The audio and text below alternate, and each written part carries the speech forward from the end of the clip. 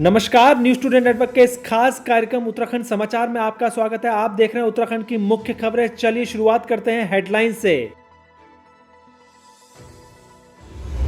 Namami Gange project के तहत देवभूमि को मिली 521 करोड़ की परियोजना की सौगात। जानेंगे क्या है गंगा को साफ रखने का सरकार का प्लान। उत्तराखंड मुख्य विश्वविद्यालय के विद्यार्थियों के लिए बड़ी खबर, अब ऐसे बिना पेपर दिए हो जाएंगे पास। आगे जानेंगे किस काम के लिए पीएम मोदी ने की मुख्यमंत्री त्रिवेंद्र सिंह रावत की तारीफ, इसलिए पहले नंबर पर है उत्तराखंड। चारधाम यात्रा के लिए लागू किया सरकार ने अब ये नया नियम, श्रद्धालुओं के लिए आसान हो जाएंगे दर्शन। उत्तराखंड में आसान हुआ मछली पालन, बताएंगे कैसे आप बिना तालाब घर की छतों पर पाल सकते हैं मछली, मिलेगी इतनी सब्सिडी। नैनीताल जिले में शासन ने शुरू की कोरोना मरीजों के लिए ये खास सुविधा, अब ऐसे होगा कोविड-19 का इलाज। कुंभ 2021 को लेकर उत्तराखंड में कई कार्य किए जा रहे हैं। कुंभ को ऐतिहासिक रूप देने के लिए देश के प्रधानमंत्री नरेंद्र मोदी भी इस दिशा में होने वाले कार्यों की लगातार समीक्षा कर रहे हैं। क्योंकि कुंभ 2021 हरिद्वार में होना है, इसलिए गंगा की सफाई पर विशेष ध्यान दिया जा रहा है। उत्तराखंड में गंगा को प्रदूषित करने वाले करीब 128 नालों को सरकार ने बंद कर दिया है। गंगा को पवित्र और साफ रखने के लिए पीएम ने नमामि गंगे परियोजना के तहत उत्तराखंड में बने 6 मेगा प्रोजेक्ट का वर्चुअल लोकार्पण किया है। 521 करोड़ की इस परियोजना में उत्तराखंड में तैयार किए गए अत्याधुनिक सीवर ट्रीटमेंट प्लांट में से 3 एसटीपी ऋषिकेश में है।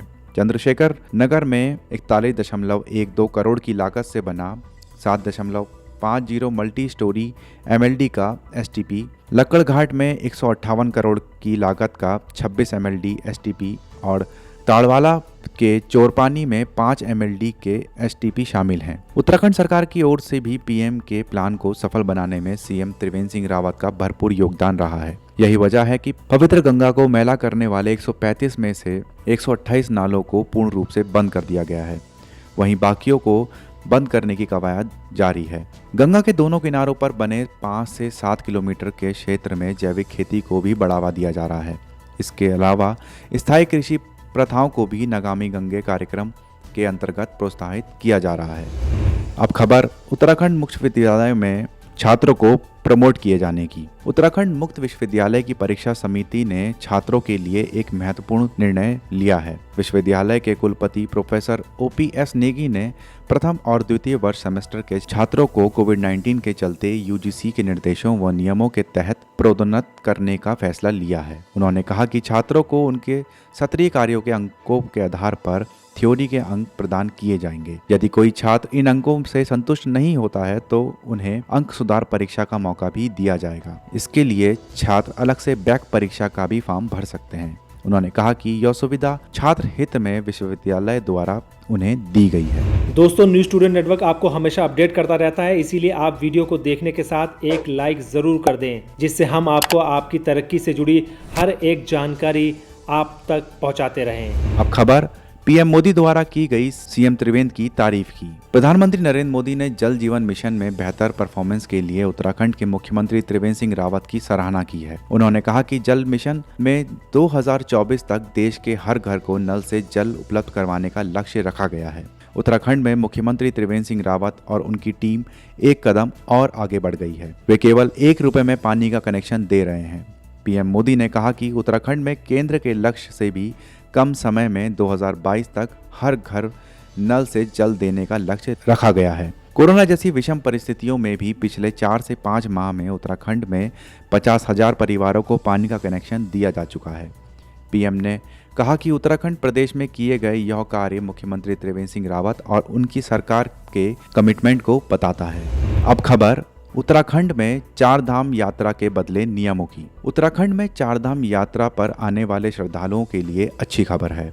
राज्य सरकार ने बाहरी राज्यों से उत्तराखंड आने वाले तीर्थ यात्रियों के लिए अब कोविड जांच की नेगेटिव रिपोर्ट की शर्त हटा दी है।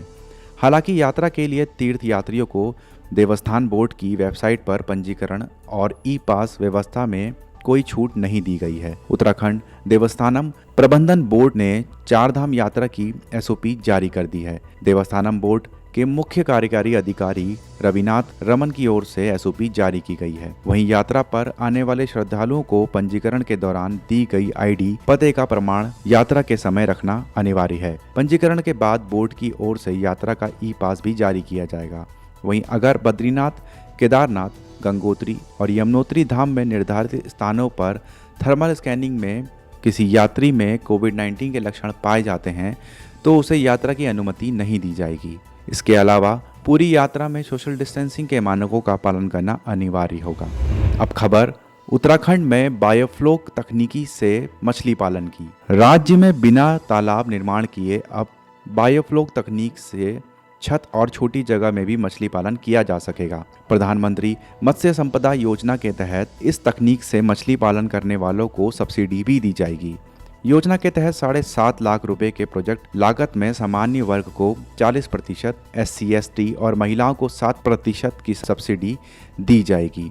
दरअसल मछली पालन के लिए 1 हेक्टेयर की भूमि में तालाब होना ज़रूरी होता है। कई लोगों के पास भूमि ना होने की वजह से वे मछली पालन नहीं कर पाते हैं। अब बायोफ्लोक तकनीक का इस्तेमाल करके छोटी सी जगहों में भी लोग रोहू, कतला, नैन, सिल्वर कार्प, कामन कार्प मछलियों को पाल सकेंगे। मत्स्य पालन विभाग के वरिष्ठ निरीक्षक रविंद्र कुमार ने बताया कि बायोफ्लोक तकनीक से पॉलीमर शीट के सर्कुलर टैंक स्थापित किए जाएंगे। टैंक मात्र 132 स्क्वायर मीटर जगह घेरेंगे। इसमें 15,000 लीटर तक पानी भरा जा सकेगा। एक टैंक से 3 टन तक मछलियों का उत्पादन किया जा सकेगा। इस तकनीक का इस्तेमाल करके कम लागत में ही लोग ज़्यादा मुनाफा कमा सकते हैं। इसके साथ ही पानी की भी बचत होगी। उन्होंने बताया कि बायोफ्लोक तकनीक से किसानों को मत्स्य पालन का परीक्षण देने के लिए उधम सिंह नगर जिले के गदरपुर के बौर फिश फार्म में ट्रेनिंग सेंटर बनाया जाएगा। वहीं ट्रेनिंग पूरी होने के बाद ही किसानों को योजना के तहत सब्सिडी दी जाएगी। अब खबर शासन द्वारा नैनीताल जिले में की गई कोविड-19 मरीजों के लिए खास सुविधा की। उत्तराखंड शासन ने नैनीताल जिले के 3 निजी चिकित्सालयों को कोविड-19 मरीजों के उपचार के लिए चिन्हित करते हुए स्वीकृति प्रदान कर दी है। जिले के DM सविन बंसल ने बताया कि चिकित्सा स्वास्थ्य एवं परिवार कल्याण उत्तराखंड शासन ने हल्द्वानी के सेंट्रल हॉस्पिटल, बृजलाल हॉस्पिटल और कृष्णा हॉस्पिटल एवं रिसर्च सेंटर को समर्पित कोविड स्वास्थ्य केंद्र कैटेगरी में शर्तों के साथ चिन्हित कर लिया है। उन्होंने बताया कि चिन्हित तीनों चिकित्सालयों में कोविड-19 के रोगियों के उपचार की सूचनाओं को सरकार के कोविड पोर्टल एवं कोविड फैसिलिटी ऐप पर अपलोड करने के लिए अस्पतालों को लॉगिन ID, क्रेडेंशियल एवं संबंधित मोबाइल नंबर और पासवर्ड भी उपलब्ध करा दिए गए हैं। DM बंसल ने मुख्य चिकित्सा अधिकारी को इस पूरी प्रक्रिया पर गंभीरता से नजर रखने के निर्देश भी दिए हैं। दोस्तों, हमारा यह वीडियो आपको कैसा लगा आप हमें कमेंट बॉक्स में ज़रूर बताइएगा। अगर आप इसको YouTube पर देख रहे हैं तो हमारे चैनल को सब्सक्राइब करिए। अगर आप Facebook पर देख रहे हैं तो हमारे चैनल को लाइक करिए और हमारे पेज को फॉलो करें। नमस्कार।